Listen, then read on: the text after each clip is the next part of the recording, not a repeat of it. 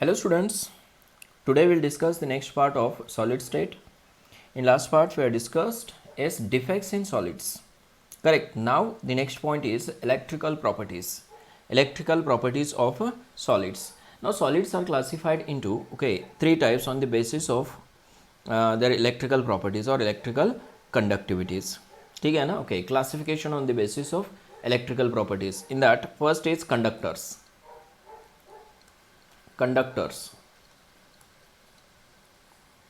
ठीक आहे. कंडक्टर्स म्हणलं की कंडक्टिव्हिटी रेंज किती असते?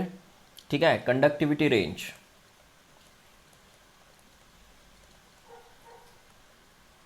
हे सॉलिड कंडक्टर्स आहेत. ठीक आहे. Yes, in between 10 to the power 4 to 10 to the power 7 per ohm per metre. त्याला सायमन पर मीटर पण म्हणू शकता तुम्ही. Simon per metre. ठीक आहे ना. 10 to the power 4 to 10 to the power 7 पर ohm per meter. Second type आहे इन्सुलेटर्स. इन्सुलेटर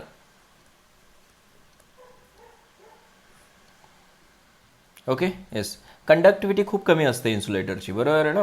म्हणून त्याला पुअर कंडक्टर ऑफ इलेक्ट्रिसिटी म्हणतो आपण इन्सुलेटर्सला. Very poor.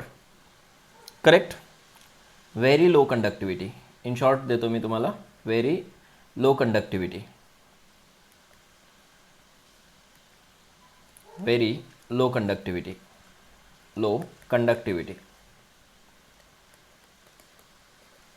ठीक आहे. रेंज कुठून असते, कुठून कुठंपर्यंत असते बघा. Range 10 to the power -20 to 10 to the power -10 पर ओहम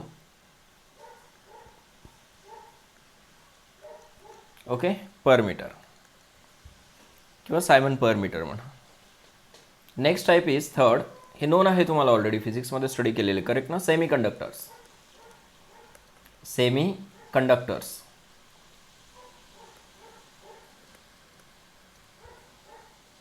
येस. इथं रेंज काय असते? They are poor conductors of electricity, but range of conductivity कुठून कुठंपर्यंत असते range? 10 to the power -6 to 10 to the power 4 per ohm per meter. This is the range of semiconductors. Which range? Conductivity range. Are you getting? Yes, on the basis of conductivity, solids are classified into three types, that is conductors, insulators and semiconductors. ठीक आहे ना. आता मेटल्समध्ये conductivity काय असते, non मेटल्समध्ये conductivity काय असते, आणि काय मेटॅलॉइड्समध्ये कंडक्टिव्हिटी काय असते हे नोन आहे तुम्हाला ऑलरेडी, बरोबर आहे ना. आता मेटॅलिक कंडक्टर जे आहेत, मेटॅलिक कंडक्टर्स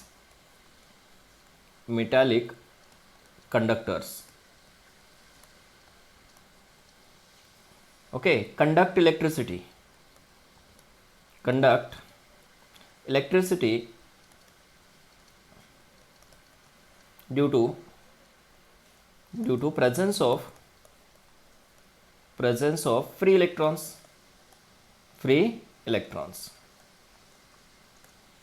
बरोबर आहे ना. आता हे कंडक्शन जे आहे, इलेक्ट्रिसिटी जी कंडक्ट होते, बरोबर आहे ना. इलेक्ट्रॉनच्या मुवमेंटमुळं, फ्री इलेक्ट्रॉन्स आहेत ना, म्हणून काय होते, इलेक्ट्रिसिटी पास होते. हे नोन आहे तुम्हाला ऑलरेडी, बरोबर आहे ना. येस. पण आता सॉलिडच्या बाबतीत जर कन्सिडर केलं आपण, तर डेफिनेटली तिथं काय आहेत, बँड्स आहेत, बरोबर आहे ना. त्याला आपण काय म्हणतो, बँड थेरी. मग electrical conductivity of solids, electrical conductivity of solids is explained on the basis of band theory. Band theory. हे बँड्स काय असतात? Bands are formed by overlapping of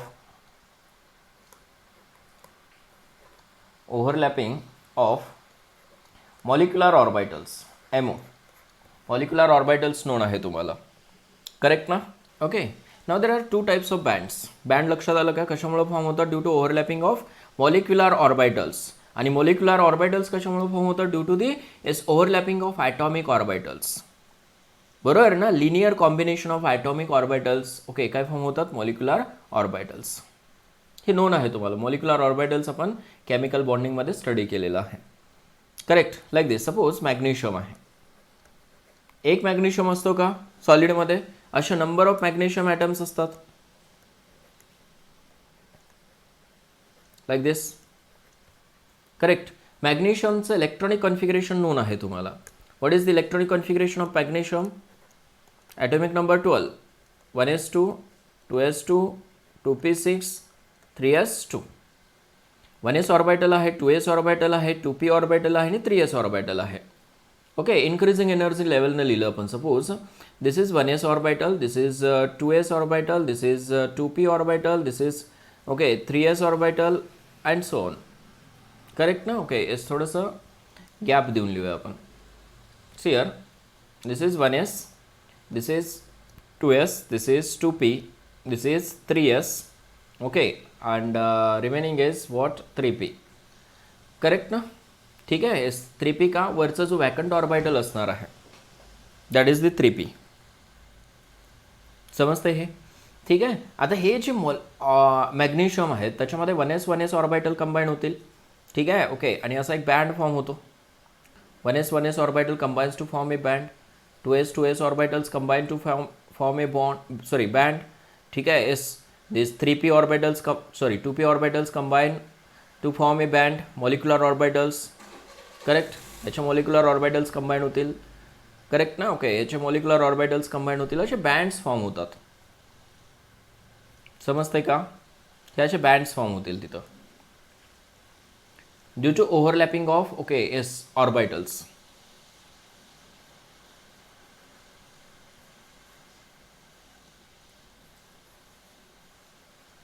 correct ना? ठीक आहे. आता शेवटचा ओके ऑर्बिटल महत्त्वाचा आहे आपल्याला. That is called as a valence band and conduction band. ठीक आहे ना? ओके, आता 3s जो ऑर्बिटल आहे त्याच्यामध्ये इलेक्ट्रॉन्स आहेत. That is called as a valence okay orbital. आणि व्हॅलन्स ऑर्बिटललाच ओके काय म्हणू शकता तुम्ही? Valence band. ठीक आहे ना? ओके, असा एक व्हॅलन्स बँड असतो, VB म्हणूया त्याला आपण. करेक्ट. आणि त्याच्यावरचा जो एम्प्टी ऑर्बिटल असणार आहे that is called as a conduction band. Valence band and second one is conduction band. समजतो ना? ओके, हा बँड. ज्यावेळेस व्हॅलन्स बँडमधून कंडक्शन बँडमध्ये इलेक्ट्रॉन जातो. ओके, समजून घ्या हे. व्हॅलन्स बँड टू कंडक्शन बँडमध्ये ज्यावेळेस इलेक्ट्रॉन जातो ओके त्यावेळेस काय इलेक्ट्रिसिटी कंडक्ट होते. समजते? ओके, इलेक्ट्रॉन पास व्हायला लागला इथून इथंपर्यंत. ओके, मग band gap is very important okay concept in the movement of electricity or movement of electron. Okay, कुठला कन्सेप्ट? Band gap. हे बँड समजले ना? ओके, सुरुवातीला बँड समजून घ्या. बँड म्हणजेच काय आहेत? हे overlapping of molecular orbitals. Okay, number of mg's आहेत ना, हे mgचे ओके काय होतात? मॉलिक्युलर ऑर्बिटल जे आहेत ते ओके ओव्हरलॅप होतात आणि बँड्स फॉर्म होतात. ओके, त्याच्यामध्ये 2 टाईपचे बँड्स आहेत. ओके, शेवटचे बँड्स बघायचे, हे इम्पॉर्टंट आहेत आपल्याला. ठीक आहे ना? ओके, त्याच्यामध्ये एक व्हॅलन्स बँड असतो. व्हॅलन्स बँड म्हणजे व्हॅलन्स सेलमध्ये जो फॉर्म झालेला ओव्हरलॅपिंग झालेले ओके मॉलिक्युलर ऑर्बिटल जे असणार आहेत त्याच्यामुळे जो फॉर्म होतो band okay that is called as a valence band. Okay, आणि लास्ट सेल जी व्हॅकंट ऑर्बिटल असणार आहे ते कंडक्शन बँड असणार आहे. When electron enters in to the conduction band then electricity okay is carry. Correct. So on the basis of these bands okay solid is okay is or that conductors are divided into okay 3 types in that. okay काय म्हणू शकता तुम्ही? Good conductors. Correct. Semi conductors and insulators. बरोबर आहे ना? Okay, good conductors कोण असतात? Metals असतात. करेक्ट. त्याला आपण कंडक्टर्स म्हणूया. कंडक्टर्स. कंडक्टर्समध्ये काय होतं जनरली? ओके आता सपोज 2 बँड्स आहेत. This is first band which is called as a valence band. ठीक आहे. And second is conduction band. Conduction band. समजते का हे? व्हॅलन्स बँड आणि कंडक्शन बँडमध्ये डिफरन्स काय समजलं का? ओके बघा, valence band to conduction band okay कंडक्टरमध्ये इलेक्ट्रॉन इझिली ओके पास होतो. Why? Because these 2 bands are overlapped. समजतंय? ठीक आहे. येस, इथं पार्शली फिल्ड आहे. येस डेफिनेटली, पण कसं आहे, ओव्हरलॅप्ड आहे. ओव्हरलॅपिंग म्हणूया त्याला,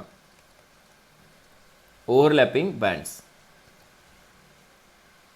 येते लक्षात? हे ओव्हरलॅपिंग बँड्स एकमेकावरती ओव्हरलॅप झालेले दोन्ही बँड्स आहे. Okay, that's why electron can enter in to the conduction band easily. Okay, that's why metals are good conductors. हे जनरली कशामध्ये प्रेझेंट असतात? मेटल्समध्ये. So they are good conductors. Good conductors कशामुळं? तर valence band आणि conduction बँडमध्ये there is no gap. No gap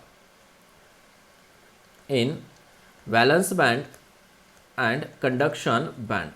That's why electron can easily enter into the this conduction band. Okay, the next आहे semiconductors. हे कंडक्टरच्या बाबतीत झालं. Second आहे semiconductors.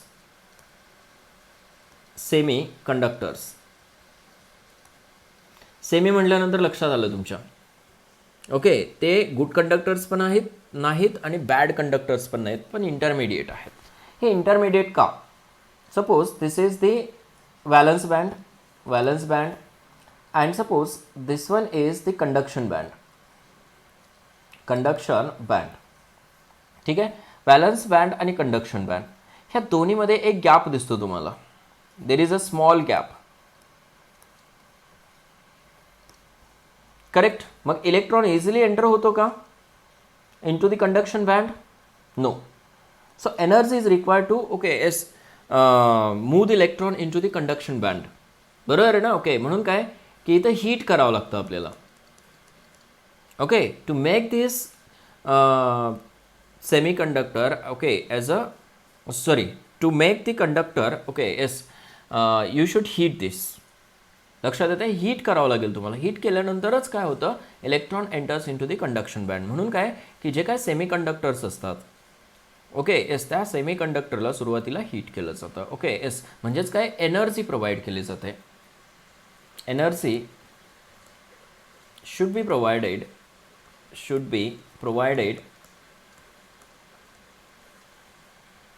To push the electrons. ठीक आहे ना? Energy should be provided to push the. ठीक आहे, एवढंच लिहूया आपण. एनर्जी शुड बी प्रोव्हाइडेड कशासाठी? To push this electron in to the conduction band. समजतंय ना? विदाउट एनर्जी हा इलेक्ट्रॉन पास होणार नाही. का? इथं एनर्जी गॅप आहे. बँड गॅप म्हणायचं त्याला. ठीक आहे ना? काय आहे तो? Band gap. स्मॉल गॅप आहे. इन्सुलेटरमध्ये काय होतं? इन्सुलेटर. ठीक आहे, सेमीकंडक्टर्स नोन आहेत तुम्हाला कुठले असतात. ठीक आहे, इन्सुलेटरमध्ये काय होतं? मॅक्सिमम गॅप असतो. म्हणजेच काय, देर is a large gap between valence band and conduction band. ठीक आहे ना? दिस वन इज लार्ज गॅप.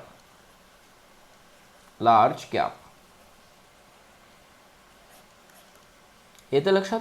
म्हणून काय की तुम्ही हीट जरी प्रोव्हाइड केला, एनर्जी जरी प्रोव्हाइड केला, तरी सुद्धा काय, it will not act as a conductor. This type of solids are called as a insulators. जसं की प्लास्टिक आहे, प्लास्टिक, रबर, वूड. बरोबर आहे ना? हे सगळे मटेरियल्स काय आहेत? इन्सुलेटर्स आहेत. नोन आहे तुम्हाला heat. Correct. Now look at this electrical properties. Solid may be classified into three categories depending upon their values of electrical conductivity. Correct. Conductors जे आहेत see here, solids which allow passage of maximum portion of electric current through themselves are called conductors. ठीक आहे ना? the electrical conductivity of these solids is of the order. आता हे कशामध्ये? सेंटीमीटरमध्ये दिलेलं आहे तुम्हाला. इथं नोन असू द्या दोन्ही. मीटरमध्ये पण सेंटीमीटरमध्ये पण नोन असू द्या. इन्सुलेटर्स. करेक्ट. येस, इथे इन्सुलेटर काय सेंटीमीटरमध्येच दिलेलं आहे. इन्सुलेटर्स काय असतात? नोन आहे तुम्हाला आता. ठीक आहे ना? काय की solids which do not practically allow the electric current to pass through them. एवढ्यावरूनच तुमच्या लक्षात आलं असणार आहे. ओके, मग ऑर्गॅनिक जे सॉलिड्स आहेत एक्सेप्ट ग्राफाईट, ओके येस, ते काय असतात, बॅड कंडक्टर्स किंवा इन्सुलेटर्स असतात. सेमीकंडक्टर्स काय असतात, semiconductors are solids whose electrical conductivity at normal temperature lies between that of good conductor and that of insulator. Insulator okay आणि गुड कंडक्टर्स ह्या दोन्हीच्या मध्ये जर कंडक्टिव्हिटी असेल तर म्हणायचं सेमी कंडक्टर्स. करेक्ट. अप्रॉक्सिमेट दिले तुम्हाला ओहम सेंटीमीटरमध्ये. ठीक आहे ना. Okay, actually semiconductors are perfect insulators here. Perfect insulator at absolute zero. Absolute zero जर टेम्परेचर असेल ओके तर ते इन्सुलेटर्स असतात. But conduct electricity at room temperature. थोडंसं टेम्परेचर इन्क्रीज केलं रूम टेम्परेचरपेक्षा, सॉरी ॲब्सोल्यूट झिरोपेक्षा जास्त टेम्परेचर जर इन्क्रीज केलं ओके तर डेफिनेटली ते काय ॲक्ट होतात, येस कंडक्टर्स म्हणून ॲक्ट होतात, इलेक्ट्रिसिटी कंडक्ट करतात. बरोबर आहे ना. सिलिकॉन अँड जर्मेनियम हे नोन आहे तुम्हाला ऑलरेडी. Silicon, germanium.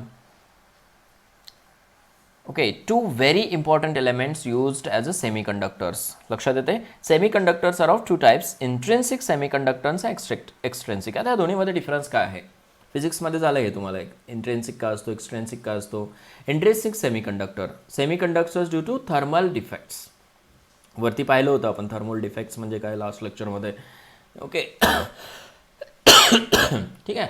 आता इंटरनल डिसऑर्डर जर असेल एखाद्या सेमीकंडक्टरमध्ये किंवा काय एखाद्या कंडक्टरमध्ये, बरोबर आहे ना, तर त्या ओके सेमीकंडक्टरला इंट्रिन्सिक सेमीकंडक्टर म्हणायचं. Okay, see here the semiconductors which allow electrical conductivity because of internal disorders without adding an external substances. कुठलेही एक्सटर्नल सबस्टन्सेस न ॲड करता, बरोबर आहे ना. ओके, जे सबस्टन्सेस कंडक्टिव्हिटी शो करतात due to internal disorders, okay अशा सबस्टन्सेसला काय म्हणायचं, इंट्रेन्सिक सेमीकंडक्टर्स म्हणायचं. येते लक्षात. म्हणजे थोडक्यात काय की एक्सटर्नल कुठलाही ओके त्याच्या एलिमेंट त्याच्यामध्ये डोप केलेलं नसणार आहे. करेक्ट. जसं की सिलिकॉन इटसेल्फ, सिलिकॉन आहे, जर्मेनियम आहे, इंट्रेन्सिक सेमीकंडक्टर्स म्हणून यूज होतात. त्याच्यामध्ये इंटरनल डिफेक्ट जर असेल, इंटरनल डिसऑर्डर असेल तर ते काय ॲक्ट होतात, इंट्रेन्सिक सेमीकंडक्टर्स. आणि एक्सट्रेन्सिक म्हटलं की त्याच्या अपोजिट. करेक्ट. ओके, त्याच्यामध्ये इम्प्युरिटी ॲड केली जाते. इम्प्युरिटी ॲड करून ओके जे काही कंडक्टर्स बनवले जातात त्याला एक्सट्रेन्सिक सेमीकंडक्टर म्हणायचं. Semiconductors which show electrical conductivity due to okay presence of externally added, this is very important, externally added impurity defects are called extrinsic semiconductors. लक्षात येते. जसं की सिलिकॉन आहे, जर्मेनियम आहे, ओके हे काय आहेत, ग्रुप 14 एलिमेंट्स आहेत इन प्युअर स्टेटमध्ये. बरोबर आहे ना. ओके, त्याची इलेक्ट्रिकल कंडक्टिव्हिटी खूप लोअर आहे, have very low electrical conductivity. However electrical conductivity of these elements is greatly enhanced by the addition of traces of an element belonging to the group 13 or group 14. बघा लक्षात येते का, group 13 elements add करून, group 14 elements add करून okay yes त्याला त्याची electrical conductivity increase केली जाते, एन्हान्स केली जाते. करेक्ट ना. ओके, आता इथं ग्रुप 14 एलिमेंट्समध्ये ग्रुप 13 एलिमेंट्स ॲड केलं किंवा ग्रुप 15 एलिमेंट्स ॲड केलं की दोन टाईपचे सेमीकंडक्टर्स फॉर्म होतात, हे तुम्हाला नोन आहे. करेक्ट ना. Introducing group 15 and group 13 elements, to crystal lattice of group 14 elements silicon germanium produces N type semiconductors and P type semiconductors. समजते का. दोन टाईपचे सेमीकंडक्टर्स फॉर्म होतात. ओके, त्याच्यामध्ये N type of semiconductor and P types of semiconductor.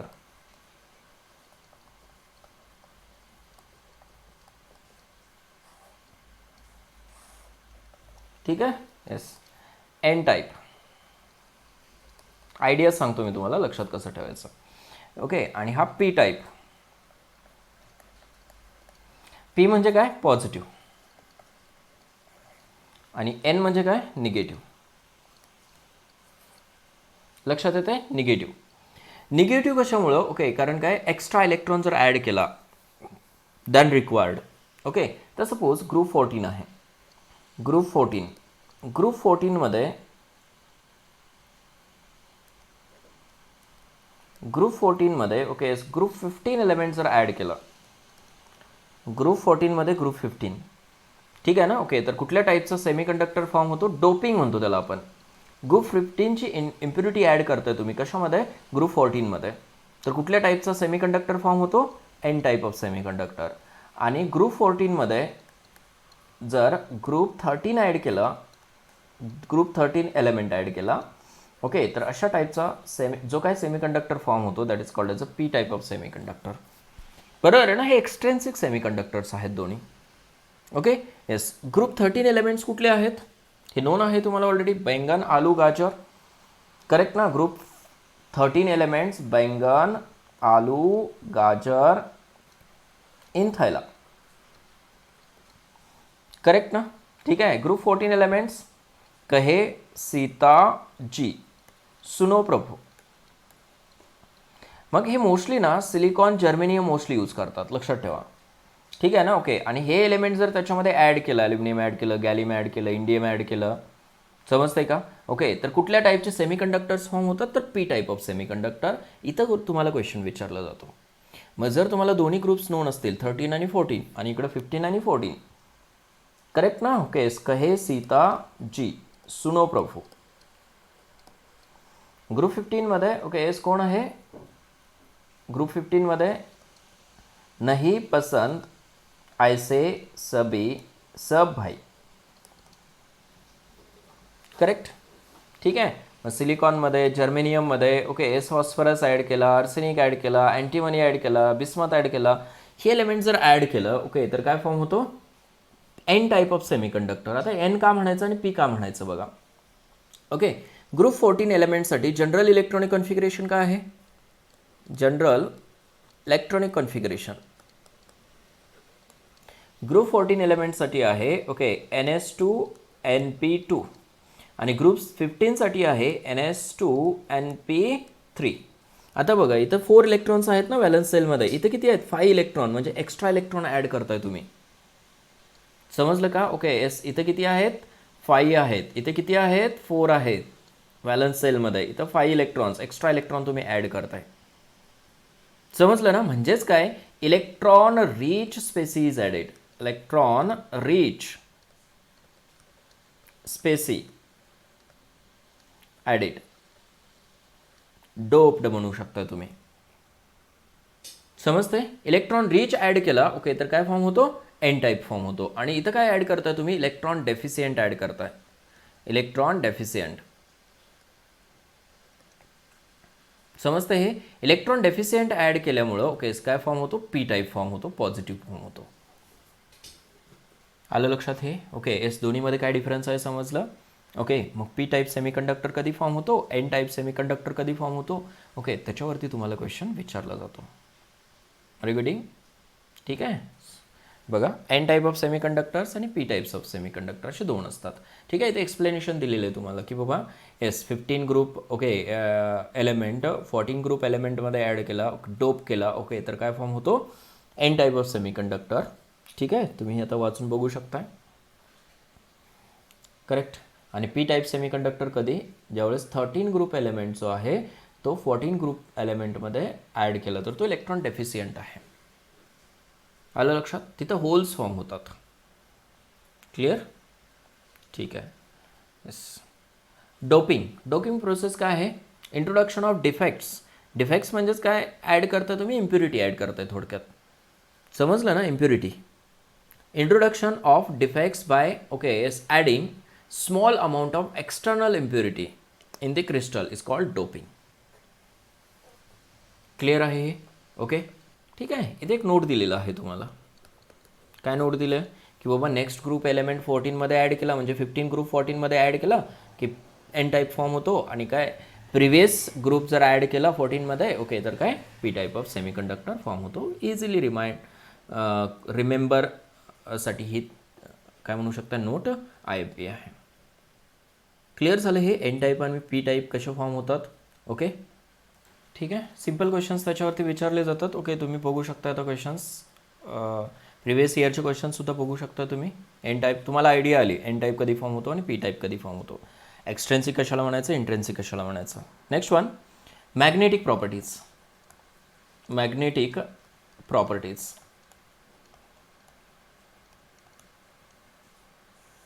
Okay, त्याच्यामध्ये first आहे paramagnetic substance. Paramagnetic substance कशाला म्हणाल? Paramagnetic substance those substances, okay, as किंवा दोज सबस्टन्सेस म्हणा, those substances which are weakly attracted towards the magnetic field. बरोबर आहे ना? Weakly attracted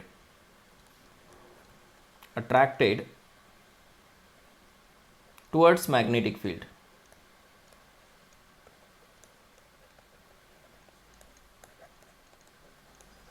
ठीक आहे ना? Okay, as weakly attracted towards the magnetic field are called paramagnetic substances. समजते? कशामुळं? दिस पॅरामॅग्नेटिक अरायझेस कशामुळं? Due to presence of unpaired electron. Known आहे तुम्हाला ऑलरेडी, केमिकल बॉन्डिंगमध्ये स्टडी केलं आपण. अनपेअर्ड इलेक्ट्रॉन असेल तर म्हणायचं पॅरामॅग्नेटिक. ठीक आहे, एक महत्त्वाची नोट आहे इथं, note. Okay, lose magnetism in absence of magnetic field.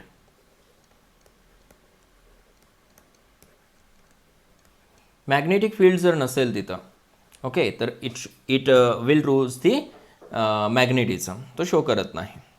आलं लक्षात? ठीक आहे. म्यू काय असतो for this? Mu is non zero असतो. मॅग्नेटिक मोमेंट म्हणतो त्याला आपण.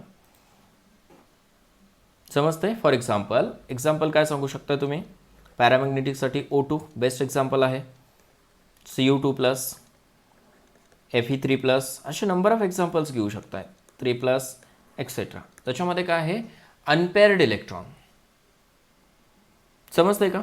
ओके, ऑक्सिजन तर नोन आहे, तुम्ही केमिकल बॉन्डिंगमध्ये स्टडी केलं already. Okay, copper 2+, electronic configuration find out करा. कॉपरचं इलेक्ट्रॉनिक कॉन्फिगरेशन काय असतं?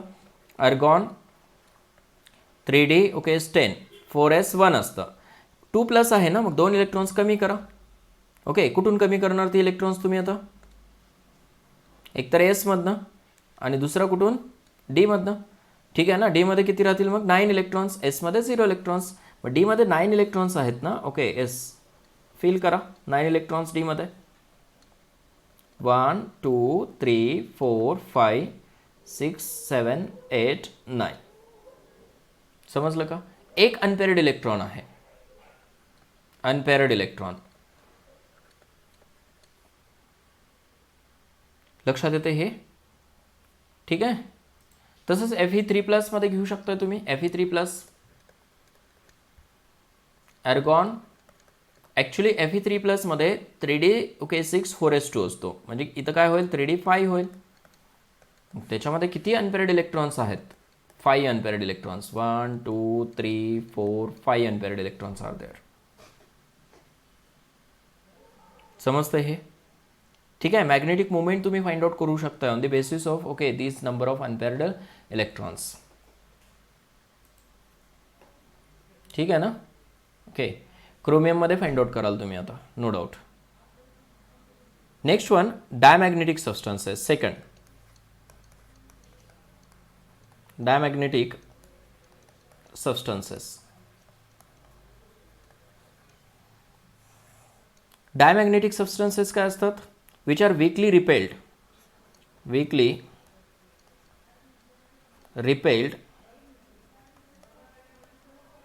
Bye the magnetic field. Magnetic field. आता वीकली रिपेल का? मॅग्नेटिक फील्डमुळं. ओके, मॅग्नेटिक फील्ड जवळ नेलं की रिपेल का होतात? ओके, कारण काय? येस, तिथं अनपेअर्ड इलेक्ट्रॉन नसतात. ठीक आहे ना? Arises due to okay absence of unpaired electron. म्हणजे थोडक्यात काय? All electrons are paired. Unpaired electrons नसतातच तिथं अनपेअर्ड इलेक्ट्रॉन. ओके, सगळे इलेक्ट्रॉन कसे असतात? पेअर्ड असतात. All electrons are paired. Understood. मग ह्या केसमध्ये मात्र म्यू इज इक्वल टू काय असतो, 0 असतो. क्लिअर. फॉर एक्झाम्पल H2O सगळे इलेक्ट्रॉन पेअर्ड असतात ह्या केसमध्ये. NaCl all electrons are paired. C6H6 all electrons are paired etcetera. समजतंय का? All electrons are paired in this compounds. Okay, तुम्ही बघू शकताय इथे इलेक्ट्रॉन्स. ओके, जे अनपेअर्ड इलेक्ट्रॉन्स होते ना 2 ऑक्सिजनकडं, ओके, ते कोणासोबत कंबाईन झाले, हायड्रोजन सोबत. समजते का? ओके, हायड्रोजन सोबत कंबाईन झाले आणि इथं काय झाले, पेअरिंग झाली इलेक्ट्रॉनची. करेक्ट. सोडियममध्ये ऑल इलेक्ट्रॉन्स पेअर्ड आहेत. Clमध्ये ऑल इलेक्ट्रॉन्स पेअर्ड आहेत. बघू शकता तुम्ही Na+ आहे इथं आणि इथं Cl- आहे. ठीक आहे. त्याचं इलेक्ट्रॉनिक कॉन्फिगरेशन काय येतं, 2-8 आणि याचं येतं 2-8-8. करेक्ट. Sमध्ये 2 इलेक्ट्रॉन्स आणि ओके इथं दुसऱ्या Sमध्ये 2 इलेक्ट्रॉन्स आणि Pमध्ये किती electrons, 3 electrons, sorry 6 electrons, like this. समजते? ओके, किती झाले टोटल, 2-8. तसंच पुढं 2-8-8 असणार आहेत. क्लिअर आहे? येस. हे 1s आहे, 2s आहे आणि हा 2p आहे. इथं काय काय असतो, 1s 2s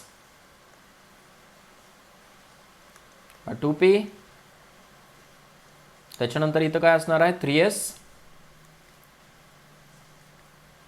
3s आणि हा काय असतो, 3p. करेक्ट. टोटल इलेक्ट्रॉन्स किती आहेत चेक करा, 18 इलेक्ट्रॉन्स आहेत. 1 2 3 4 5 5 6 किती झाले, 10 झाले. आणि these are okay as 8 electrons, 18 झाले. All electrons are paired. बघू शकता तुम्ही प्रत्येक ठिकाणी ओके इलेक्ट्रॉन्स कशा आहेत, पेअर्ड आहेत. कोव्हॅलंट बॉन्ड फॉर्म होतो ना, कोव्हॅलंट बॉन्ड फॉर्म झाला की तिथं इलेक्ट्रॉन्स कशा असतात, पेअर्ड असतात. लक्षात ठेवा. शेअरिंग पेअर ऑफ इलेक्ट्रॉन म्हणतो तिथं आपण, mutual sharing pair of electron. समजलं? हे डायमॅग्नेटिक सबस्टन्सेस असतील. नेक्स्ट थिंग आहे ओके सॉरी टाईप आहे ferromagnetic substance. Very important. Ferromagnetic substance. Third, ferromagnetic substance. Okay, substance which strongly attracted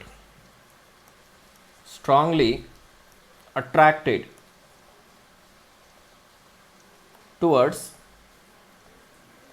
magnetic field.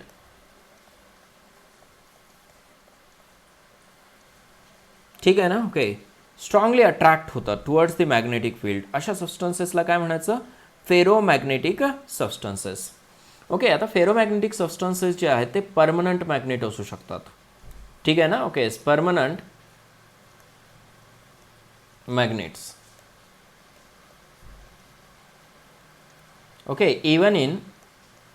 Even in absence of magnetic field.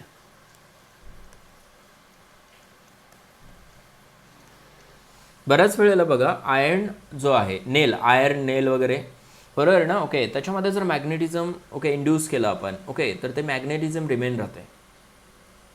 तुम्ही observe केलं असणार आहे, बरोबर आहे ना? ठीक आहे. Even in absence of magnetic field. Next one, unpaired electrons. इथं अनपेअर्ड इलेक्ट्रॉन जे आहेत ते मॅक्सिमम असतात. लक्षात ठेवा. Max unpaired electrons, max unpaired electrons म्हणजे पॅरामॅग्नेटिकची जी केस आहे बळनो, ओके, त्याचीच एक्सटेंडेड केस म्हणजे काय आहे, ferromagnetic substance. Unpaired electron maximum आहेत त्याच्याकडं. करेक्ट. ठीक आहे. आणखीन एक महत्त्वाचा point, unpaired electrons permanently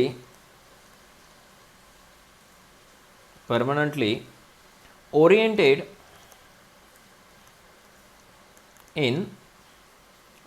in one direction. Unpaired electron जे आहेत परमनंटली ओके एका डायरेक्शनला ओरिएंट असतात.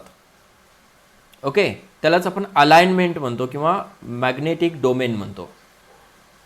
करेक्ट ना, ठीक आहे. Suppose this is first electron, this is second electron, this is third electron, this is fourth electron, this is fifth electron, ठीक आहे, दिस is six electron. असे जे इलेक्ट्रॉन्स आहेत, ओके, ते एका डायरेक्शनला असतात, त्याला अलाइनमेंट म्हणतो आपण.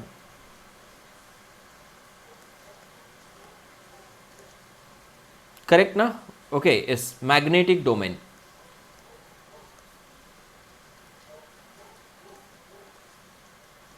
Alignment, okay. मॅग्नेटिक डोमेन किंवा डायरेक्शन ऑफ इलेक्ट्रॉन म्हणू शकताय. Direction of electron.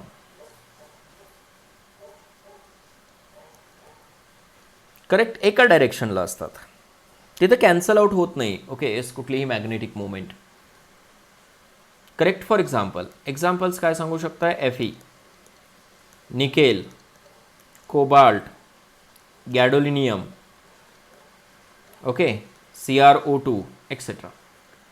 These are ferromagnetic substances. त्याच्यामध्ये फेरस नोन आहे तुम्हाला ऑलरेडी. करेक्ट ना, त्याच्यामध्ये मॅग्नेटिझम जी आहे ती रिमेन राहते आफ्टर रिमूव्हिंग मॅग्नेटिक फील्ड. समजलं हे? ठीक आहे. डोमेन लक्षात ठेवा, हे डायरेक्शन ऑफ इलेक्ट्रॉन लक्षात ठेवा. Very imp. Next is anti ferromagnetic substances. ठीक आहे, anti ferromagnetic.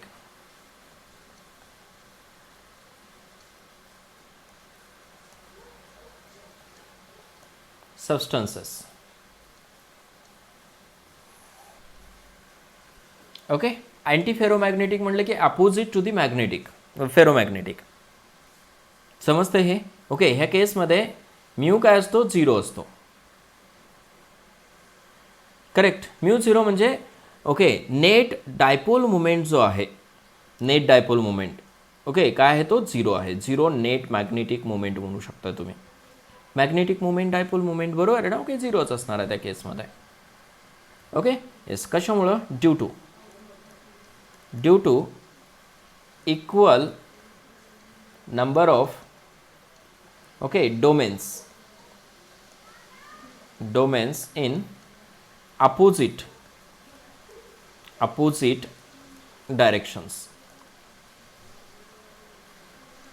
Equal number of domains in opposite directions. ठीक आहे. जसं की आपण 6 लिहिलं होतं. 1 2 3 4 5 6. ओके, एक अपवर्ड असेल तर दुसरा काय असणार आहे? तर डाऊनवर्ड असणार आहे. Upward, downward, upward, okay, downward. They cancel each other.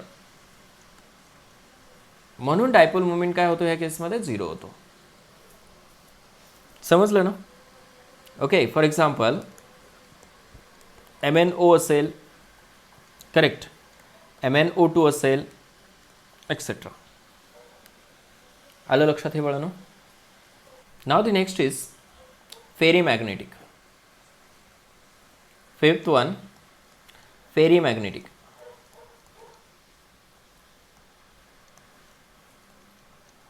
Substances.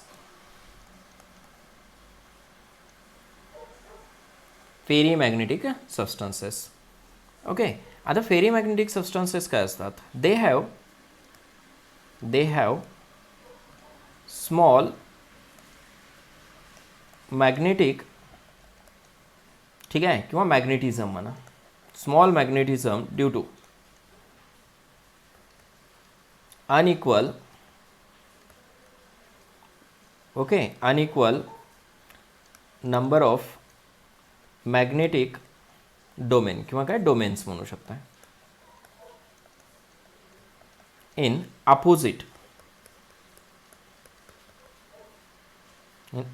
Direction. Opposite डायरेक्शनमध्ये, ओके, येस, अनइक्वल डोमेन आहे. समजतंय? How? See here. Suppose these are again domains. Suppose हा अपवर्ड डायरेक्शनला आहे, हा परत अपवर्ड डायरेक्शनला आहे, हा डाऊनवर्ड डायरेक्शनला, परत अपवर्ड, परत काय? डाऊनवर्ड. इथं काय आहे? अनइक्वल डोमेन आहे.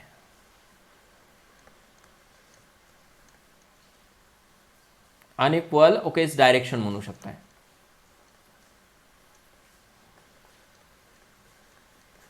आहे का? डायरेक्शन ऑफ इलेक्ट्रॉन्स बघा कसे अनइक्वल आहे, त्याला डोमेन म्हणू शकता तुम्ही. ओके येस, 2 अपवर्ड आहेत आणि देन 1 डाऊनवर्ड आहे, परत 2 अपवर्ड 1 डाऊनवर्ड आहे, म्हणजे इक्वल आहे का तिथं? नाही.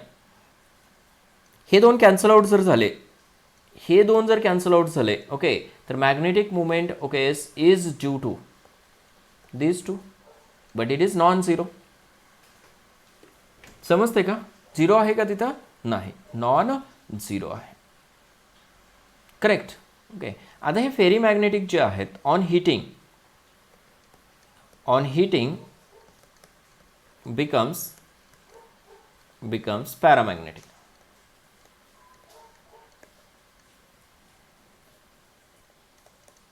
IMP स्टेटमेंट आहे. ठीक आहे, परत हिट केलं की पॅरामॅग्नेटिक बनतात ते. आलं लक्षात? फॉर एक्झाम्पल्स लक्षात ठेवा, हे खूप महत्त्वाचे एक्झाम्पल्स पाठ करावे लागतील तुम्हाला. Fe3O4, ठीक आहे, Mg, Fe2O4, zinc, Fe2O4 etcetera. These are anti ferromagnetic substances, ferrimagnetic substances. These are ferrimagnetic substances. आलं लक्षात? हे होतं regarding magnetic properties of solids. समजलं तुम्हाला हे? ओके ठीक. आता हे थिअरॉटिकल क्वेश्चन्स तुम्ही based on electrical properties and magnetic properties solve करू शकताय. जेईचा एक क्वेश्चन घ्या. ओके JEE 2013चा क्वेश्चन आहे. 2013 नीटला पण अशा टाईपचा क्वेश्चन विचारलेला आहे, तो पण बघूया आपण. Experimentally it was found that, experimentally मी लिहितो क्वेश्चन अगोदर बघ. ठीक आहे, हा क्वेश्चन ऑब्झर्व करा थोडंसं. Experimentally it was found that a metal oxide has formula. एक मेटल ऑक्साईडचा फॉर्म्युला दिला जो की नॉन स्टायकोमेट्रिक आहे. बरोबर आहे ना? स्टायकोमेट्री मेंटेन आहे का इथं? नाही. मेटल M प्रेझेंट ॲज, ठीक आहे, हा मेटल जो M आहे तो कुठल्या फॉर्ममध्ये आहे? M+2 आणि M+3 in its oxide. Fraction of the metal which exist as M3+ would be. ठीक आहे ना? ओके आता एक सिम्पल आयडिया सांगतो कसं सॉल्व करायचं बघा हा क्वेश्चन. ठीक आहे. येस, तुम्हाला तर बुकमध्ये खूप डिफरंट वेने सॉल्व करून दिलेलं आहे. करेक्ट, थोडंसं जास्त काय म्हणू शकतो कॉम्प्लिकेटेड वे यूज केलेला आहे. मी सिम्पल वेनं सांगतो तुम्हाला how to solve this question. Let आपल्याला फ्रॅक्शन कोणासाठी? M3+ साठी फाइंड आउट करायचं आहे. मग M3+ फाइंड आउट करायचं ना, त्याच्यासाठी x कन्सिडर करा. ठीक आहे. Let fraction of metal which exist as M3+ be x. काय कन्सिडर केलं? M3+ला x कन्सिडर केलं, त्याचे फ्रॅक्शन x कन्सिडर केलं आपण. ठीक आहे. गिवन काय आहे तुम्हाला? M 0.98 O, 0.98 O. तर त्याच्या व्हॅलन्सीज लिहूया आपण. कुठल्या फॉर्ममध्ये एक्झिस्ट आहेत? 2 फॉर्ममध्ये. बरोबर आहे ना? ओके एक तर काय, हा M जो आहे तो M2+ मध्ये एक्झिस्ट आहे आणि हा काय आहे? M3+ मध्ये एक्झिस्ट आहे का? ठीक आहे. आता M3+ ला आपण x कन्सिडर केलं, त्याचे फ्रॅक्शन x आहेत. ठीक आहे. आणि M2+ किती असेल मग? 0.98 मायनस x जर केलं आपण तर काय येतो? M2+ येतो. हा x कन्सिडर केलेला आहे. मग ह्या 0.98 मधनं x जर मायनस केलं आपण तर काय येतो? तो M2+ येतो. समजतंय? ठीक आहे. आता एक अल्जेब्रिक इक्वेशन इस्टॅब्लिश करायचं आहे आपल्याला त्याच्यावरनं. ऑक्सिजनची व्हॅलन्सी इथं किती आहे? 2 आहे. बरोबर आहे ना? -2 चार्ज आहे ना त्याच्यावरती, म्हणजे व्हॅलन्सी 2 कन्सिडर करायची. ठीक आहे. मेटलची ह्या मेटलची व्हॅलन्सी +2 आहे, ह्या मेटलची व्हॅलन्सी +3 आहे, म्हणजे 3 आहे थोडक्यात. समजते का? ठीक आहे. मग आता इस्टॅब्लिश कसं करायचं बघा रिलेशन. अगोदर घ्या x, हा x ॲज इट इज घेतलं. बरोबर आहे ना? त्याला मल्टिप्लाइंग फॅक्टर काय घ्यायचा? 3, त्याची व्हॅलन्सी. म्हणून काय केलं? 3x. समजलं का? ओके, एमची व्हॅलन्सी किती आहे? 3 आहे. 3x घेतला. ओके, येस, प्लस इथं किती आहे व्हॅलन्सी? 2 आहे. ओके, 2 इंटू 0.98 मायनस एक्स समजते इज इक्वल टू काय केलं? Valency of oxygen. ऑक्सिजनची व्हॅलन्सी किती? 2. ओके, हे अल्जेब्रिक इक्वेशन कसं इस्टॅब्लिश केलं समजलं का तुम्हाला? ओके, मेटल M3+साठी ओके एस 3 आहे व्हॅलन्सी, म्हणून काय केलं इथं? फ्रॅक्शन 3 आहे, सॉरी फ्रॅक्शन एक्स आहे म्हणून 3x घेतला, प्लस ॲड केलं आपण ह्याच्यामध्ये 2 इंटू 0.98 मायनस एक्स हे फ्रॅक्शन आहे कोणासाठी? M2+साठी. समजलं का? ठीक आहे, इज इक्वल टू काय केलं? Valency of oxygen as it is पुढं. ठीक आहे, येस, करा calculation. Okay, this is 3x as it is लिहिलं, प्लस मल्टिप्लाय करा. मल्टिप्लाय केल्यानंतर काय येतं? 1.96 minus 2x is equal to 2. Correct. ह्या दोन व्हॅल्यूज एकत्र करा. करेक्ट. ओके, काय येतं? 3x मायनस 2x म्हणजे काय येईल? x येईल. समजलं का? x plus 1.96 is equal to 2. समजलं हे? So x is equal to 2 minus 1.96. So x is equal to what? 0.04. Approximate आलं ना? ठीक आहे ना? ओके, हे जे आन्सर आहे ते अप्रॉक्सिमेट येतं ह्या वेनं. एक अल्जेब्रिक इक्वेशन इस्टॅब्लिश केलं. कसं केलं? ओके, ते रिपीट करून बघायचं आता व्हिडिओ तुम्ही. समजलं का? ठीक आहे, मग पर्सेंटेज फाइंड आउट करायचं आपल्याला. Percentage of x is equal to काय? 0.04 into what? 100 is equal to, ठीक आहे, किती होईल? 4%. एक्सचं पर्सेंटेज ओके किती असणार आहे? 4%. समजलं? ठीक आहे, मग अप्रॉक्सिमेटली 4 कुठं आहे चेक करा आता इथं ह्या प्रॉब्लेममध्ये. ऑप्शन बी मध्ये. समजलं का हे? ओके, सेकंड बघा. ओडिसा ओके नीट 2019ला विचारलेला क्वेश्चन आहे हा. सेम क्वेश्चन आहे, कुठंच डिफरन्स नाही आहे. ठीक आहे, फक्त इथं ऑप्शन जे आहेत ते फ्रॅक्शनमध्ये दिलेले आहेत, पर्सेंटेजमध्ये दिलेले नाहीत. 0.96, बी आहे 0.04, ठीक आहे, सी आहे 0.50 आणि डी आहे ओके 0.3. ठीक आहे ना? ओके, आन्सर फाइंड आउट करू शकता का तुम्ही? मग बघा आता. ओके, विचारले कोणासाठी फक्त आता? ओके, तिथं Ni3+ साठी म्हणजे मेटल 3+ साठी विचारलं होतं. ओके, इथं कोणासाठी विचारलंय? निकेल 2+ साठी विचारलंय. समजतंय का? निकेल 2+ साठी म्हणजे M2+ साठी. ओके, मग आता घेते वेळेस काय करायचं? अपोजिट घ्यायचं आहे तुम्हाला. समजतंय का? ओके, निकेल, ठीक आहे, बघूया. निकेल ओके 0.98 ओ आहे. ओके, इथं निकेल 2+ घ्या, इथं निकेल काय करा? 3+. करेक्ट. ठीक आहे, निकेल 2+ साठी आता एक्स कन्सिडर करा. करेक्ट. ठीक आहे, ज्या मेटलसाठी फाइंड आउट करायचं आहे ओके त्याच्यासाठी एक्स कन्सिडर करा फ्रॅक्शन. आणि इथं काय कन्सिडर कराल मग? 0.98 मायनस एक्स. समजलं? ओके, आता अरेंज करायचं. ऑक्सिजनसाठी व्हॅलन्सी किती कन्सिडर करायची? 2. इथं किती आहे? 2. इथं किती आहे? 3 आहे. मग अल्जेब्रिक इक्वेशन काय येईल? 2x correct plus 0. ओके, किंवा असं लिहा 3 into 0.98 minus x is equal to काय येईल? 2l. समजलं का? Valency of oxygen. पुढं कॅल्क्युलेट करा. 2x प्लस ओके 3 न मल्टिप्लाय केला की 2.94 येईल. 2.94 minus 3x is equal to what? 2. ठीक आहे, येस. इथं काय येईल मग आता? 2x ओके हे मायनस एक्स होईल ना इथं.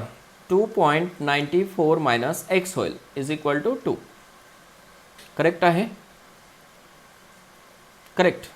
ठीक आहे, आता एक्सला इकडे घेऊन जा आणि 2ला इकडे घेऊन या. Okay, 2.94 minus 2 is equal to x होईल. मायनस करा 2. 2 मायनस केल्यानंतर किती येतं? 0.94 is equal to what? X. Clear? ठीक आहे.